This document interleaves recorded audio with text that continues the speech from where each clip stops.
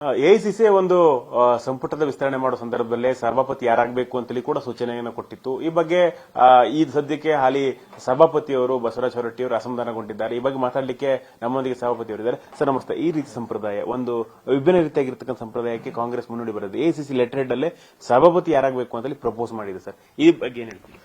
ಅದು ಸಭಾಪತಿಯನ್ನ ಸಭಾಧ್ಯಕ್ಷನ ತೀರ್ಮಾನ ಮಾಡುದು, ಸಭಾಪತಿಯನ್ನ ತೀರ್ಮಾನ ಮಾಡುದು ವಿಧಾನ ಪರಿಷತ್ತಿಗೆ ಬಿಟ್ಟಿದ್ದು, ಮತ್ತು ಸಭಾಧ್ಯಕ್ಷನ ತೀರ್ಮಾನ ಮಾಡುದು ವಿಧಾನಸಭೆಗೆ ಬಿಟ್ಟಿದ್ದು. ಇವೆರಡು ಸಂವಿಧಾನಿಕವಾದಂತಹ ಹುದ್ದೆಗಳು. ಇದನ್ನ ಯಾರು ಲಿಸ್ಟ್ ಮಾಡಿ ಇಂಥವ್ರಾಗಬೇಕು ಅಂಥವ್ರಾಗಬೇಕು ಅಂತ ಹೇಳಕ್ ಬರೋದಲ್ಲ. ಅವ್ರ ಪಕ್ಷದಲ್ಲಿ ಅವ್ರು ಹೇಳ್ಕೋಬಹುದು, ಇವ್ರು ನೀವು ಕ್ಯಾಂಡಿಡೇಟ್ ಆಗ್ರಿ, ನೀವು ಕ್ಯಾಂಡಿಡೇಟ್ ಆಗ್ರಿ. ಬಟ್ ಓಪನ್ ಆಗಿ ಲೆಟರ್ ಹೆಡ್ ನಲ್ಲಿ ಪತ್ರಿಕೆ ಬಿಡುಗಡೆ ಮಾಡ್ತಾರಂದ್ರೆ ಇದು ಫಸ್ಟ್ ಟೈಮ್ ನಾನು ಇತಿಹಾಸದಲ್ಲಿ ಕೇಳುದು.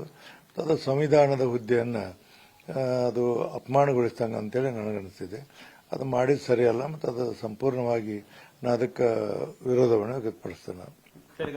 ಈ ಬಗ್ಗೆ ನಿಮ್ಮೇನಾದ್ರೂ ಸಿಎಂ ಏನಾದ್ರು ಮಾತಾಡಿದ್ರ ಸರ್? ಸಿಎಂ ಏನಾದ್ರು ಹೇಳಿದ್ರ ಸರ್ ನಿಮ್ಗೆ? ಇವತ್ತು ಸಿಎಂ 3 ಗಂಟೆಗೆ ಫೋನ್ ಮಾಡಿದ್ರು, ಸ್ವಲ್ಪ ನೀವು ಬೇಗ ರಾಜೀನಾಮೆ ಕೊಡಿ, ನಮಗೆಲ್ಲ ನಮ್ಮ ಹೈಕಮಾಂಡ್ ಮೇಲೆ ಕೇಳ್ತಾರೆ, ಅದಕ್ಕೆ ನೀವು ಬೇಗ ರಾಜೀನಾಮೆ ಕೊಡಿ ಅಂದ್ರು. ಆತು, ನಮ್ಮ ಜನರು ಕೂಡ ಚರ್ಚೆ ಮಾಡ್ತೀನಿ, ಮಾಡಿ ನಿಮಗೆ ತಿಳಿಸ್ನ ಅಂತ ಹೇಳಿದ್ದೀನಿ. ಸರ್, ಈ ಹಿಂದೆ ನಿಮಗೆ ಜೆಡಿಎಸ್ ಬಿಜೆಪಿ ಸಾಲಿಡ್ ಆಗಿ ಬೆಂಬಲ ಕೊಟ್ಟಿತ್ತು ಸಭಾಪತಿ ಆಗಲಿಕ್ಕಾದ್ರೆ. ಈಗ ಅವರೊಂದು ಡಿಸ್ಕಸ್ ಮಾಡಿ ಸರ್, ಆ ವಿಪಕ್ಷಗಳ ನಿಲುವು ಏನಾಗಿತ್ತು ಸರ್? ಅವ್ರದ್ದು ಇದೆ, ನೀವು ಈಗ ಕೊಡಬೇಡಿ ರಾಜೀನಾಮೆ, ಸದನದಲ್ಲಿ ಚರ್ಚೆ ಆಗಲದು ಯಾಕೆ ಅನ್ನೋದು ನಮಗೆ ಬೇಕಾಗತಿ, ಸಾರ್ವಜನಿಕರಿಗೆ ತಿಳಿಸ್ಬೇಕು ನಾವು. ಅದಕ್ಕೆ ನಾವು ನೀವು ರಾಜೀನಾಮೆ ಕೊಡಬೇಡಿ, ಸದನದಲ್ಲಿ ಬಂದಾಗ ಚರ್ಚೆ ಆಗಿ ಅಲ್ಲೇ ಮುಂದೆ ತೀರ್ಮಾನ ಮಾಡೋಣ. ಸದನ ಏನು ತೀರ್ಮಾನ ಅದಕ್ಕೆ ಅದರಂತೆ ನಡೆಯುನು. ಈಗ ರಾಜೀನಾಮೆ ಕೊಡಬೇಡ ಅನ್ನೋಂತ ಮಾತನ್ನು ಹೇಳ್ಯಾರ.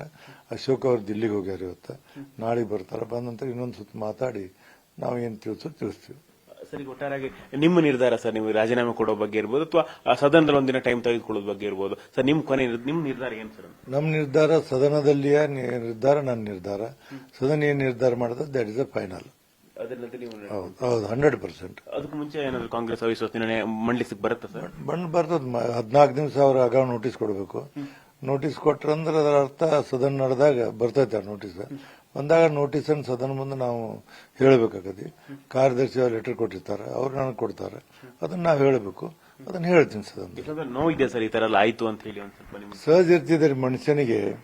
ನೀವು ಒಳ್ಳೆ ಕೆಲಸ ಮಾಡಿದಾಗ ಒಮ್ಮಿಂದೊಮ್ಮಿಗೆ ಏನಾದರೂ ಇಂಥ ಘಟನೆಗಳಾದ್ರೆ ಮನಸ್ಸಿಗೆ ನೋವಾಗುವಂತ ಸಹಜ ಇರ್ತದೆ. ಅದಕ್ಕೆ ನನಗೂ ಮನಸ್ಸಿಗೆ 46 ವರ್ಷ ಮಠ ಯಾವುದೋ ಕಪ್ಪು ಚುಕ್ಕಿಯಲ್ಲಿ ಬಂದೀನಿ. ಮಂತ್ರಿಯಾಗಿ ಕೆಲಸ ಮಾಡೀನಿ, 4-5 ಖಾತೆ ಮಂತ್ರಿ ಕೆಲಸ ಮಾಡೀನಿ, ಸಭಾಪತಿಯಾಗಿ 3 ಸಲ ಕೆಲಸ ಮಾಡೀನಿ. ಸಹಜವಾಗಿ ಮನಸ್ಸಿಗೆ ನೋವಾಗೋದು ಸಹಜ ಇದೆ. ಇಂಥ ಪರಿಸ್ಥಿತಿಯಲ್ಲಿ ಈ ತರ ಆಗಬಾರ್ದಾಗಿತ್ತಲ್ಲ ಅಂತ ನಂಗೆ ನೋವಾದ್ದು ನಿಜ. ಇದಿಷ್ಟು ಸಭಾಪತಿ ಬಸವರಾಜ ಹೊರಟ್ಟಿ ಅವರ ಮಾತುಗಳು. ಕ್ಯಾಮರಾಮನ್ ಜಯರಾಮ್ ಜೊತೆ ರೂಪೇಶ್ ಬೈಂದೂರು, ಪವರ್ ಟಿವಿ, ಬೆಂಗಳೂರು.